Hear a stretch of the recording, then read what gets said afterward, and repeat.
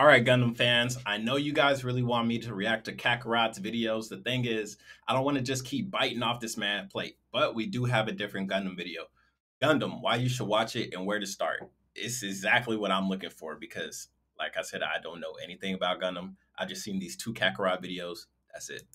But here we go. It is the year 0079 of the Universal Century. 0079? A half-century has passed since Earth began moving its burgeoning population into gigantic orbiting space colonies. Oh, so, yeah. I was watching the weapon video, and the dude was like, oh, yeah, space colonies. I didn't know shit about no space colonies. That's crazy. Burgeoning population into gigantic orbiting space colonies. A new home for mankind, where people are born and raised and die. This happening on the colony? 9 months ago, the cluster of colonies furthest from the Earth, called Side 3, proclaimed itself the Principality of Zeon and launched a war of independence against the Earth Federation. Initial fighting lasted over 1 month and saw both sides lose half their respective populations. People were horrified by the indescribable atrocities that had been committed in the name of independence. The other video I saw, someone was like, yeah, that's a colony that fell from space and pretty much destroyed Australia. Holy shit. 8 months had passed since the rebellion began. Shit. They were at a stalemate. Bro, that is an extinction level threat. Holy crap. Wait, is this a... Oh, okay. I'm like, is this a real YouTube video or is this Gundam. just... Gundam.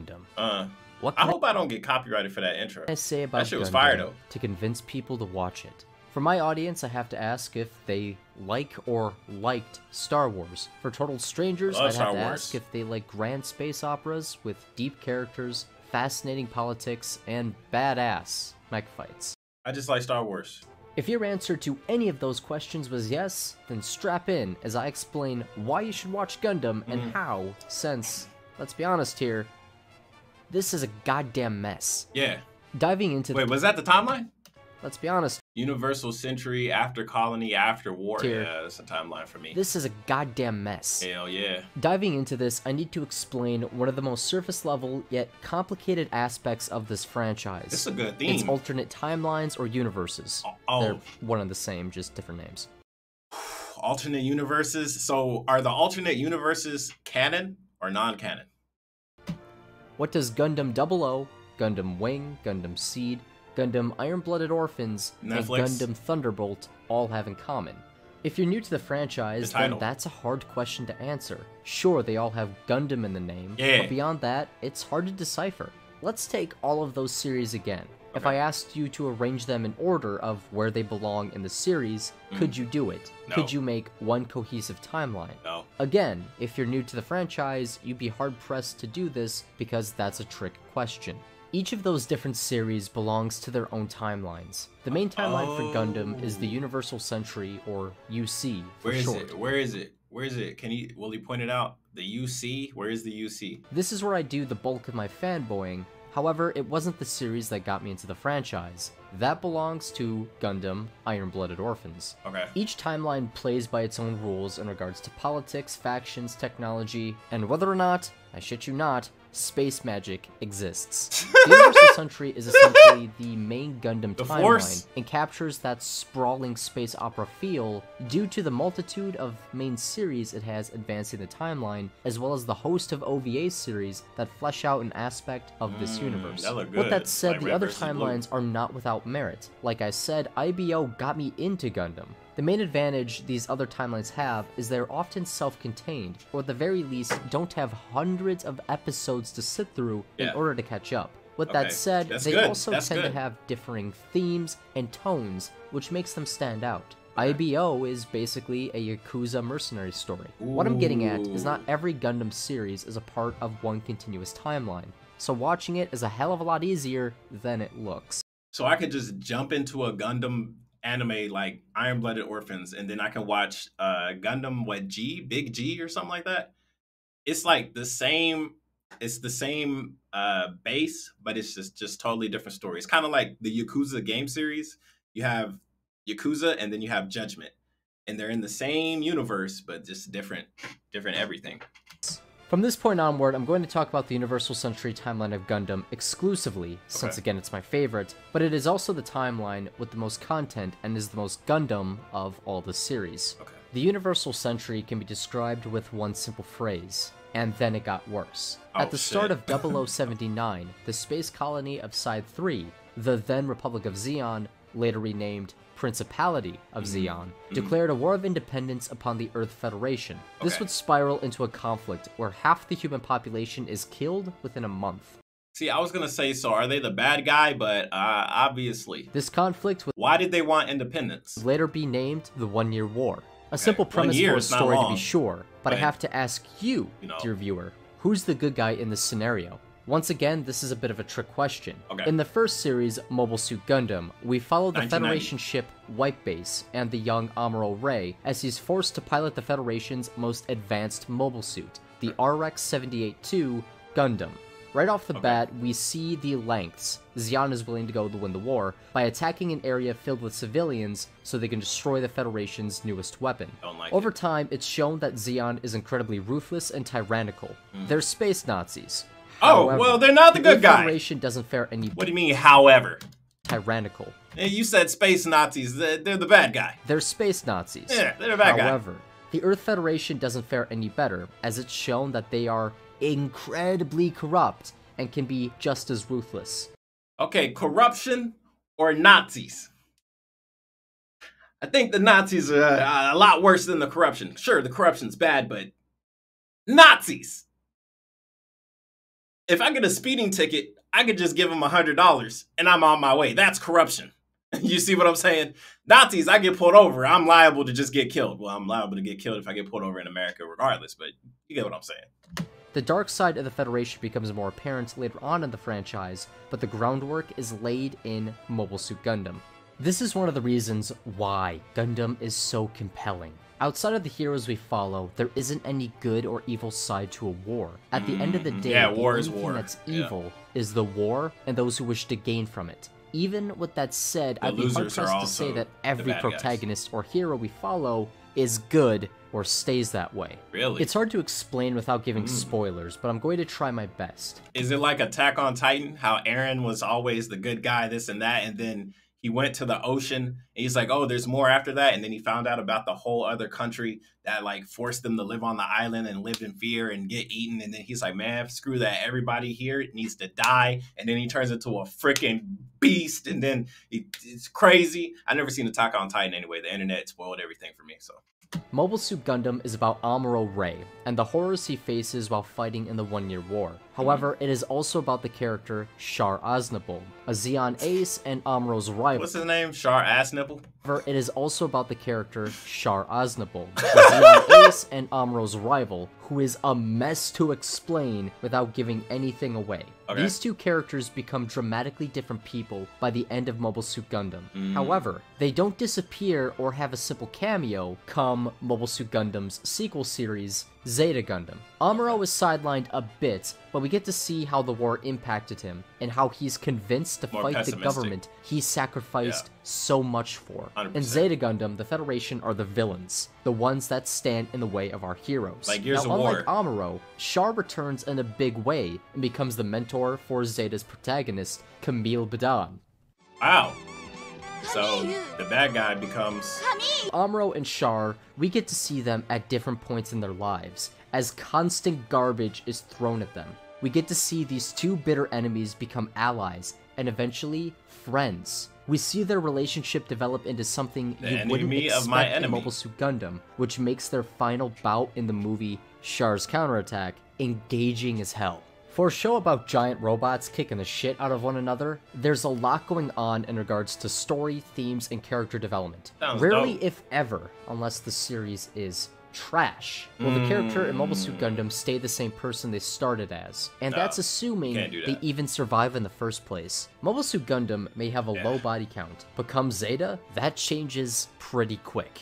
Earlier, I mentioned space magic, and I'd be negligent to not address what I meant by that. Come the later part of Mobile Suit Gundam, something known as a new type is introduced. Essentially, new types are the next stage of human evolution and have empathic powers that allow them to understand people without saying a word. Essentially, it makes someone's emotions tangible and allows them to impact the story in a variety of ways. Some series and shows handle new types much better than others, Zeta and Char's counterattack being good examples. However, oftentimes, you'll come across what many fans have dubbed new type bullshit. If you give Gundam a chance, you'll know it when you see it. To sum all of that up into one concise statement on why you should watch Gundam, let me put it like this.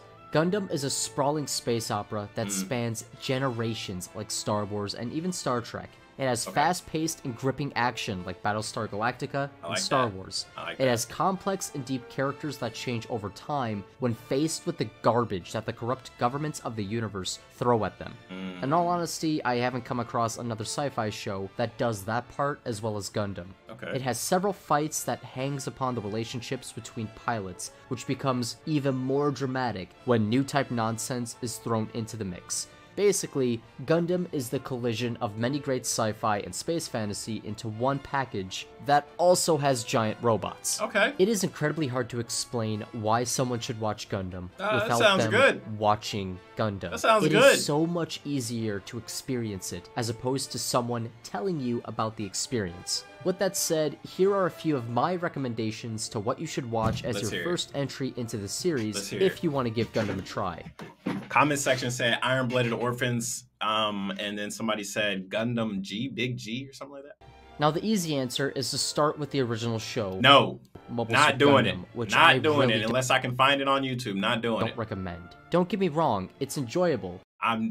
Look, for a long ass series, I am not the person you talk to about just start from where it all began from. When I started the Yakuza series, I started with 3, 4, 5, and it was amazing because Kiryu Kazuma had all the respect, and I was just like, oh man, this guy must be dope. And then he proved it in the games, and now that makes me wonder, how did he get the respect? Then I go back to the beginning. I hate it when everybody's like, oh, just start from Yakuza 0. It's the very beginning. Blah, blah, blah, blah, blah, blah, blah. Yeah, you start off with Kiryu learning how to become a badass, and then you just ride the badass wave.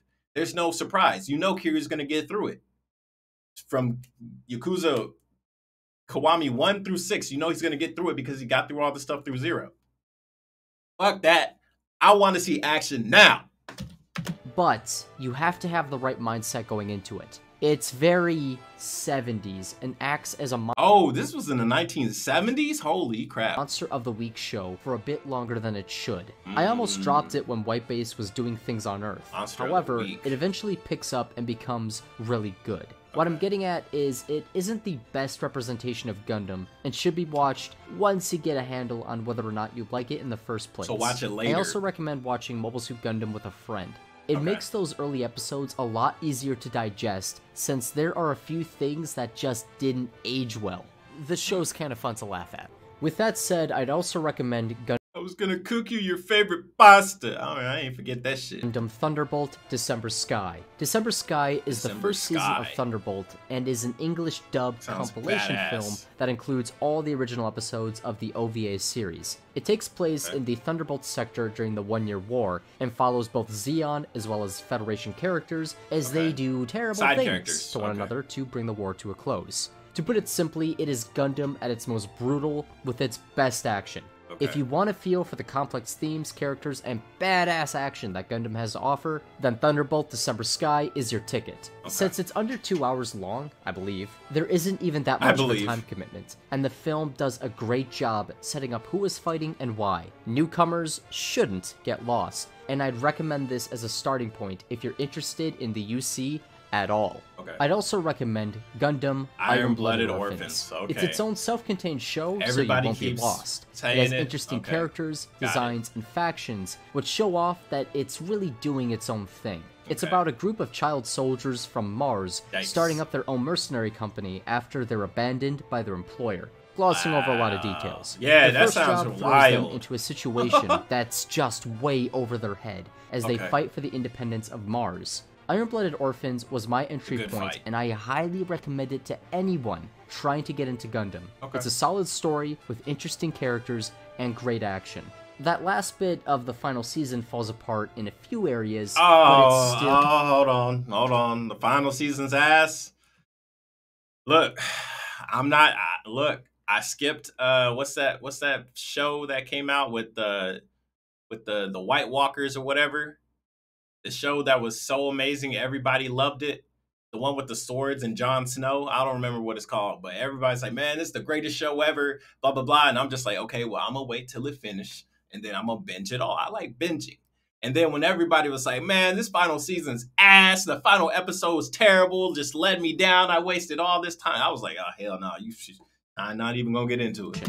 That last bit of the final season falls apart in a few areas, but it's still a great time. For my final... Is that copium? And Gundam fans, don't be like, no, it really isn't that bad. If it's that bad, let me know. Okay, there's other Gundam shows I will watch. I'm not gonna waste my time for some bullshit ending. Recommendation, I say watch Gundam The Origin.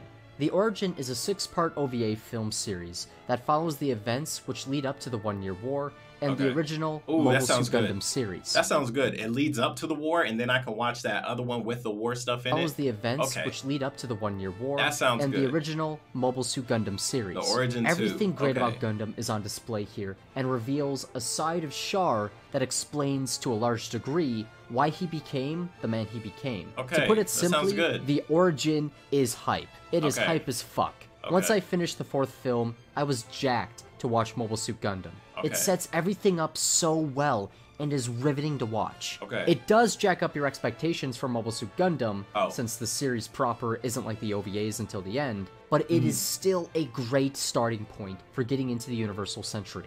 Well guys, there you have it. I hope this video made you interested enough or do I have to go Gundam somewhere to see this stuff. It's stuff? turned into one of my favorite franchises almost overnight, and I want to spread the gospel of Gundam. Seriously though, if you like Star Wars, if you like sci-fi in general, trust me, I love Mass Effect. Even if you don't like mechs, you'd be surprised. It isn't as over the top as most. I saw some fight scenes; they were moving pretty quick. That as long as they ain't moving slow, that sounds good to me. I already hit the like button. Boo Fire 191, man. Thank you. You actually I might just check them out. Honestly, I might just check them out. So which ones did he say? He said, I want to watch the Origins first, and then I'm gonna watch Thunderbolt December Sky. Okay, I'm gonna watch those two, and then maybe Iron Blooded Orphans. I don't know. He said the ending wasn't all that, so hey, I'm not gonna be disappointed. So, anyways, it's your boy Miz. Comment, rate, subscribe, all that good stuff, and I'll see you guys next time. Peace.